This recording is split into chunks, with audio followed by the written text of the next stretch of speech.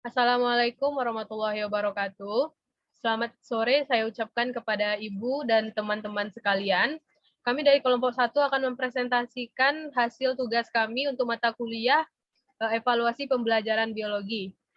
Pada hari ini kita akan membahas materi tentang instrumen evaluasi aspek pengetahuan.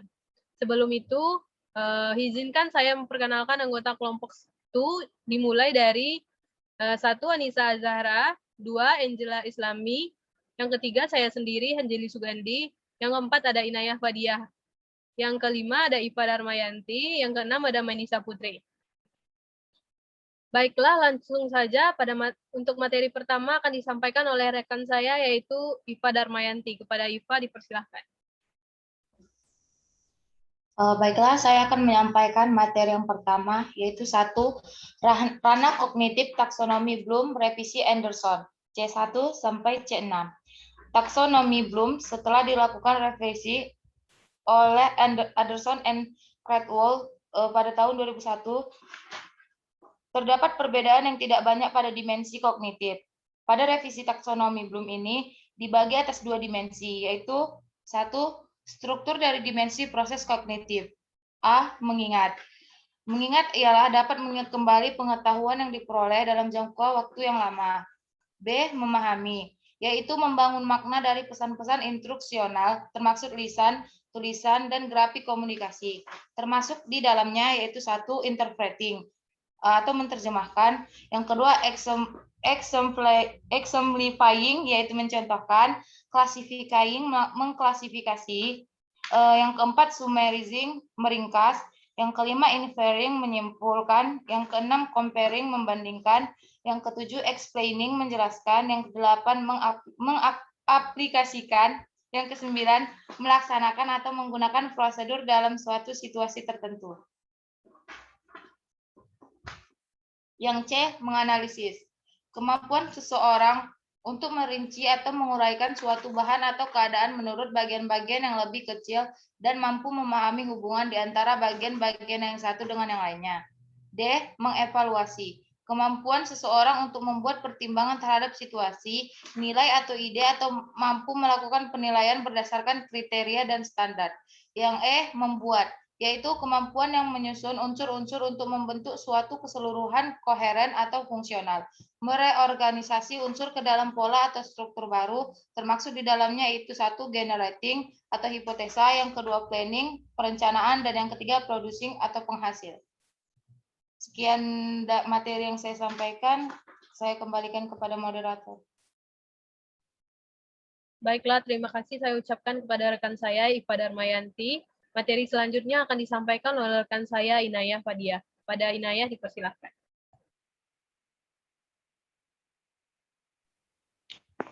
Dua, struktur dari dimensi isi atau jenis pengetahuan. Jika isi adalah subjek materi yang spesifik, maka akan memerlukan banyak taksonomi karena ada materinya. Misalnya 1. Ilmu pengetahuan, 1. Untuk sejarah dan lain-lain. Kemudian jika isi dianggap ada di luar siswa, maka timbul permasalahan bagaimana untuk mendapatkan isi dalam siswa. Ketika isi dalam siswa itu menjadi pengetahuan yang dimiliki oleh siswa, transformasi ini pengetahuan diperoleh melalui proses-proses kognitif yang digunakan oleh siswa. Sehingga dibedakan atas 4 jenis pengetahuan. Pertama, pengetahuan faktual, yaitu elemen dasar di mana siswa harus tahu akan berkelebihan dengan disiplin atau memecahkan masalah di dalamnya, termasuk dalamnya pengetahuan terminologi dan pengetahuan tentang rincian spesifik dan unsur. Yang kedua, pengetahuan konseptual, yaitu hubungan antara unsur dasar dalam struktur yang lebih besar yang memungkinkan mereka untuk berfungsi bersama-sama. Di antaranya pengetahuan tentang klasifikasi dan kategori, pengetahuan tentang prinsip-prinsip dan generalisasi, dan pengetahuan tentang teori, model, dan struktur. Yang ketiga, pengetahuan prosedural. Bagaimana melakukan sesuatu untuk menyelidikkan dan kriteria untuk menggunakan keterampilan, teknik, dan metode. Di antaranya pengetahuan tentang subjek keterampilan khusus, pengetahuan subjek teknis khusus, dan metode pengetahuan kriteria untuk menentukan ketika untuk menggunakan prosedur yang tepat. Yang keempat, pengetahuan metakognitif, yaitu pengetahuan kognisi secara umum serta kesadaran, dan pengetahuan tentang kognisi sendiri, di antaranya pengetahuan strategis, pengetahuan tentang tugas-tugas kognitif termasuk sesuai kontekstual dan kondisi pengetahuan diri. Selanjutnya, 2. KKO penilaian pengetahuan berdasarkan Raknah Connect. C1. Berisi tentang mengetahui misalnya istilah fakta, aturan, urutan, dan metode. C2. Berisi tentang menerjemahkan, menafsirkan, memperkirakan, menentukan misalnya metode prosedur, memahami konsep, kaidah, prinsip, menjelaskan, mengartikan. Sedangkan C3. Memecahkan masalah, membuat bagas atau grafik menggunakan misal metode prosedur, konsep, kaidah, dan prinsip, seperti melaksanakan, menggunakan, dan mengonsepkan. Sedangkan C4 mengenali kesalahan, memberikan misalnya fakta-fakta menganalisis misalnya struktur, bagian, hubungan, merinci, menelaah, mendeteksi. Sedangkan mengevaluasi C5 menilai berdasarkan norma internal seperti mengecek, mengkritik, membuktikan, mempertahankan. Sedangkan C6 menghasilkan misalnya klasifikasi karangan teori, membangun, merancang, memproduksi. Selanjutnya saya serahkan kepada moderator.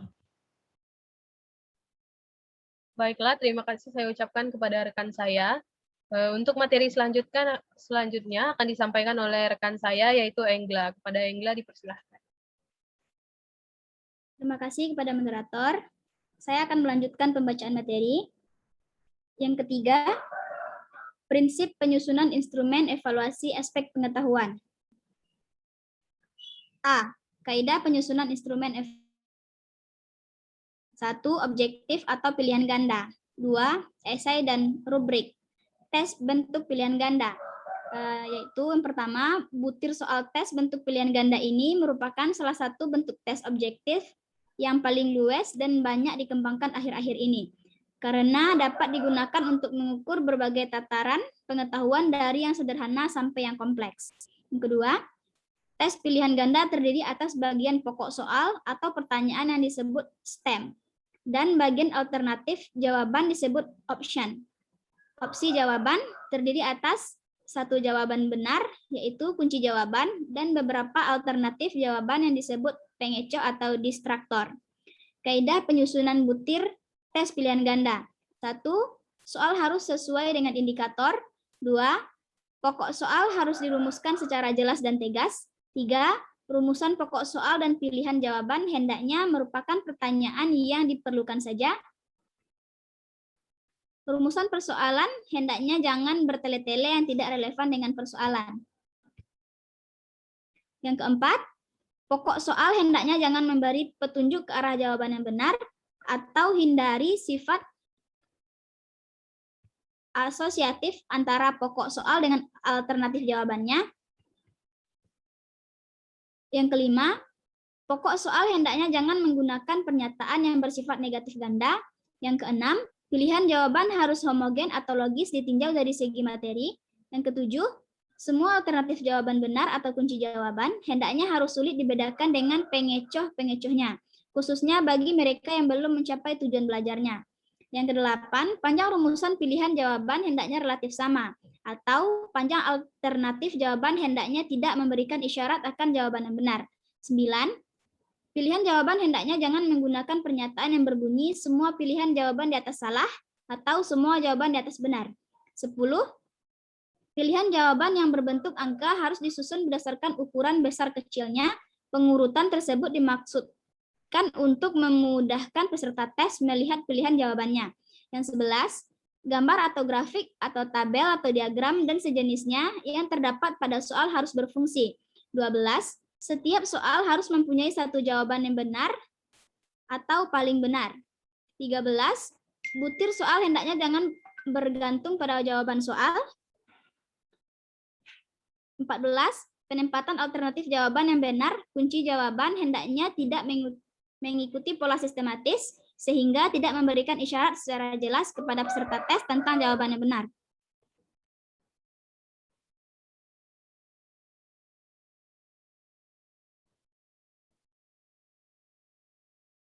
Selanjutnya, proses pengembangan evaluasi pembelajaran. 1. Perencanaan evaluasi. Perencanaan evaluasi Mohon maaf, saya ulangi. Perencanaan evaluasi dimaksudkan agar hasil yang diperoleh dari evaluasi dapat lebih maksimal.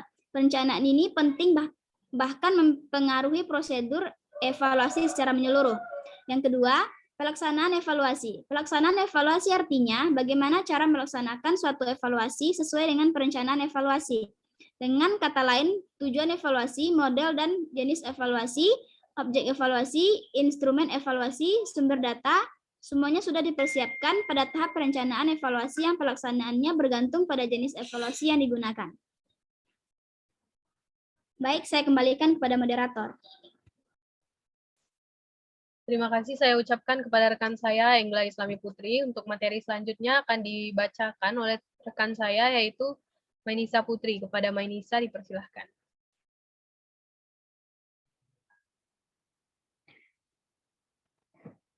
Terima kasih moderator.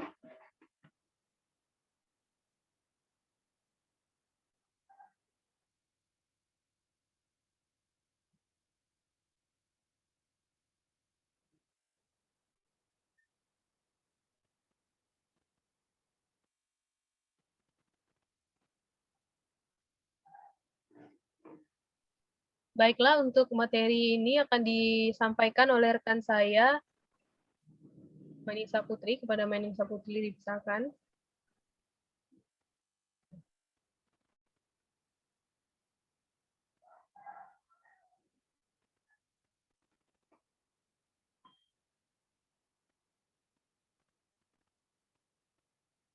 Baiklah, sepertinya ada gangguan jaringan.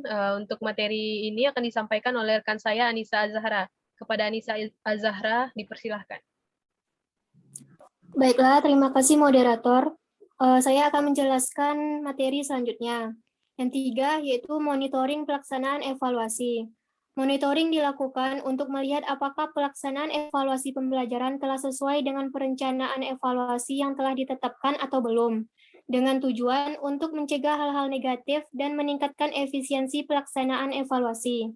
Monitoring mempunyai 2 fungsi pokok, yaitu melihat relevansi pelaksanaan evaluasi dengan perencanaan evaluasi. Melihat hal-hal yang terjadi selama pelaksanaan evaluasi dengan mencatat, melaporkan, dan menganalisis faktor-faktor penyebabnya. Dalam pelaksanaannya dapat digunakan teknik yang pertama, observasi partisipatif, yang kedua, wawancara bebas atau terstruktur, yang ketiga, studi dokumentasi. Hasil dari monitoring dapat dijadikan landasan dan acuan untuk memperbaiki pelaksanaan evaluasi selanjutnya. 4. Pengolahan data. Mengolah data berarti mengubah wujud data yang sudah dikumpulkan menjadi sebuah sajian data yang menarik dan bermakna. Data hasil evaluasi yang berbentuk kualitatif diolah dan dianalisis secara kualitatif, sedangkan data hasil evaluasi yang berbentuk kuantitatif diolah dan dianalisis dengan bantuan statistika deskriptif maupun statistika inferensial. Ada 4 langkah pokok dalam mengolah hasil penelitian. Men-skor, yaitu memberikan skor pada hasil evaluasi yang dapat dicapai oleh peserta didik. Untuk men-skor atau memberikan angka diperlukan 3 jenis alat bantu, yaitu kunci jawaban, kunci scoring, dan pedoman konversi. Mengubah skor mentah menjadi skor standar dengan norma tertentu. Mengkonversikan skor standar ke dalam nilai, baik berupa huruf ataupun angka. Melakukan analisis soal jika diperlukan, untuk mengetahui derajat validitas dan reliabilitas soal, tingkat kesukaran soal, dan daya pembeda.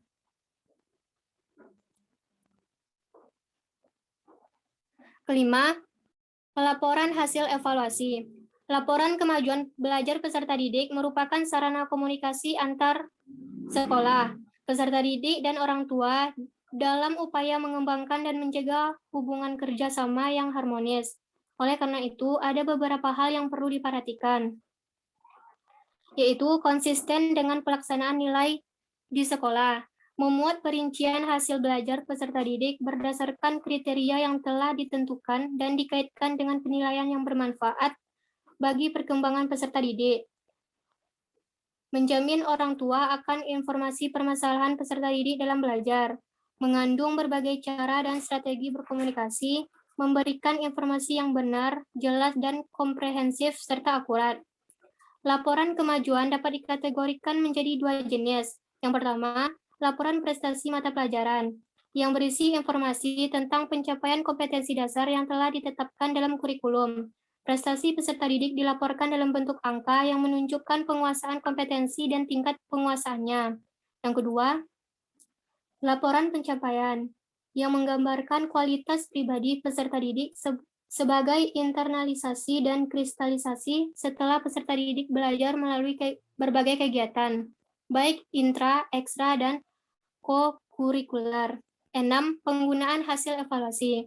Salah satu penggunaan hasil evaluasi adalah laporan. Laporan yang dimaksudkan untuk memberikan feedback kepada semua pihak yang terlibat dalam pembelajaran, baik secara langsung maupun tidak langsung. C. Kisi instrumen nilai pengetahuan.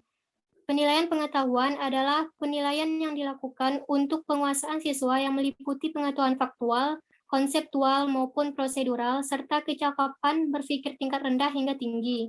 Penilaian pengetahuan dilakukan dengan berbagai teknik penilaian sesuai dengan karakteristik kompetensi yang akan dinilai. Penilaian dimulai dengan perencanaan yang dilakukan pada saat penyusun rencana pelaksanaan pembelajaran atau RPP.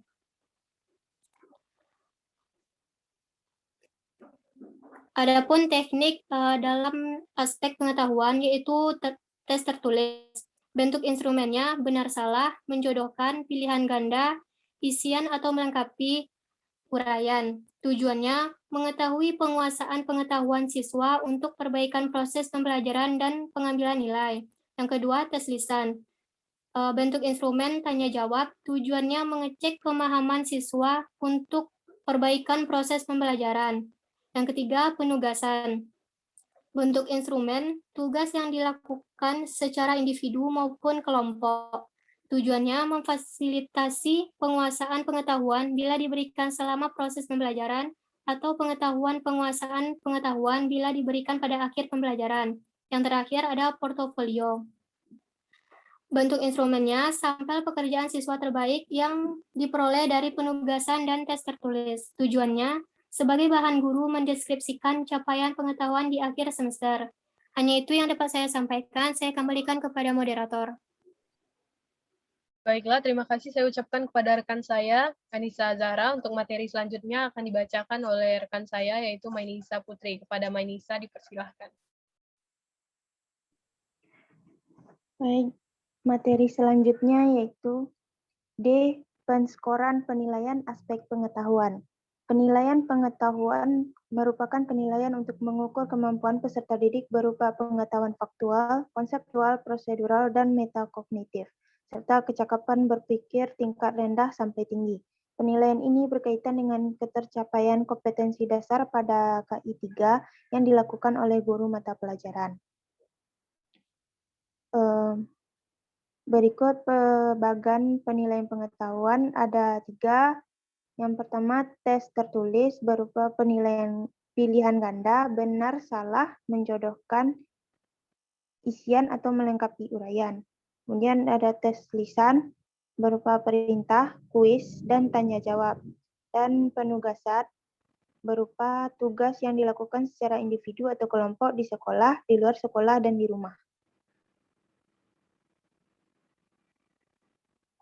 Penilaian pengetahuan harus mengacu kepada pemetaan kompetensi dasar yang berasal dari KI 3 dan KI 4 pada periode tertentu, yaitu penilaian pengetahuan mencakup dimensi pengetahuan faktual, konseptual, prosedural, dan metakognitif dalam berbagai tingkatan proses berpikir. Proses penilaian pengetahuan dimulai dari penyusunan perencanaan, pengembangan instrumen penilaian, pelaksanaan penilaian, pengolahan, dan pelaporan, serta pemanfaatan hasil penilaian. Kemudian dilaporkan dalam bentuk angka, predikat, dan deskripsi. Angka menggunakan rentang nilai 0 sampai dengan 100. Predikat disajikan dalam huruf A, B, C, dan D. Dan deskripsi dibuat dengan menggunakan kalimat yang bersifat memotivasi dengan pilihan kata atau frasa yang bernada positif. Seperti pada skema di atas, penilaian pengetahuan terdiri dari 3 bagian, yaitu yang pertama, tes tertulis.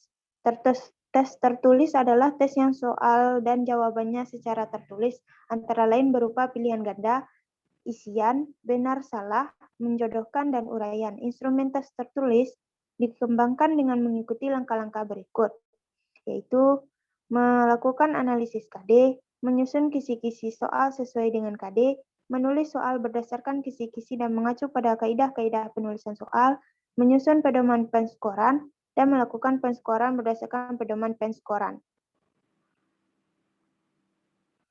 Yang kedua, yaitu tes lisan. Tes lisan berupa pertanyaan-pertanyaan, perintah, kuis yang diberikan pendidik secara lisan dan peserta didik merespon pertanyaan tersebut secara lisan. Langkah-langkah pelaksanaan tes lisan sebagai berikut: melakukan analisis KD, menyusun kisi-kisi soal sesuai dengan KD, membuat pertanyaan atau perintah, menyusun pedoman penilaian, dan memberikan tindak lanjut hasil tes lisan. Yang terakhir yaitu penugasan. Penugasan adalah pemberian tugas kepada peserta didik untuk mengukur pengetahuan dan memfasilitasi peserta didik memperoleh untuk meningkatkan pengetahuan. Tugas dapat dikerjakan secara individu atau kelompok sesuai karakteristik tugas.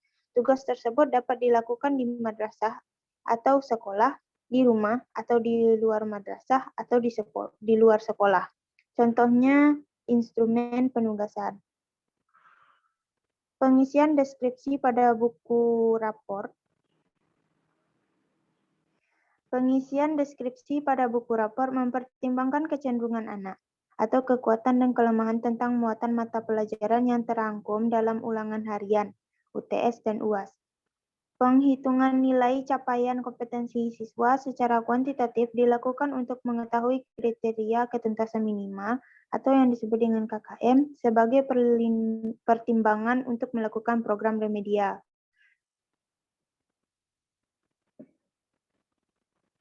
Sekian presentasinya, saya kembalikan kepada moderator. Terima kasih saya ucapkan kepada rekan saya, Menisa Putri. Sekian presentasi dari kelompok kami. Selanjutnya kita masuk ke sesi tanya-jawab yang akan dilaksanakan via e-learning. Kepada teman-teman yang ingin bertanya, dipersilahkan. Baik, jika tidak ada lagi, kami cukupkan sekian presentasi dari kelompok 1. Mohon maaf apabila ada kekurangan dari penyampaian materi kami. Baiklah, terima kasih. Assalamualaikum warahmatullahi wabarakatuh.